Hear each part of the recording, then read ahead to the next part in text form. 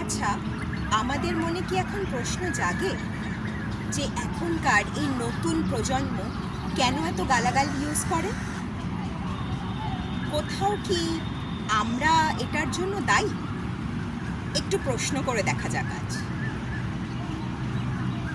আমরা বড়রা যখন নিজেদের মধ্যে কথা বলি, টুকটাক গালাগাল ব্যবহার করি, এবং যে নতুন প্রজন্ম তারা যখন আমাদেরকে দেখে তারা মনে করে যে তার বাবা মা যদি এটা দেয় বা তার খুব কাছের লোক যখন এই গালাগালগুলো ব্যবহার করে, তখন কোথাও না কোথাও তাদের মনে হয় এটাই নর্মাল।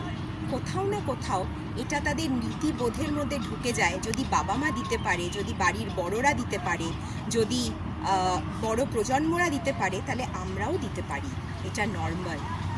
এবং কোথাও না কোথাও আমাদের নীতিবোধে, আমাদের ভ্যালুজের মধ্যে আমরা নিজেদের অজান্তেই এই ধরনের কাজগুলোকে ঢুকিয়ে ফেলি, এবং তারপরে আমরা অভিযোগ করি যে এখনকার প্রজন্ম কেন সবার সামনে এরকমভাবে এই ধরনের কদর্য ভাষা ব্যবহার করছে। তাই আমাদের ভ্যালুজ আমাদেরই responsibility. My values is my responsibility. এটা কি আমরা একটু ভাবতে পারি, ভেবে দেখতে পারি?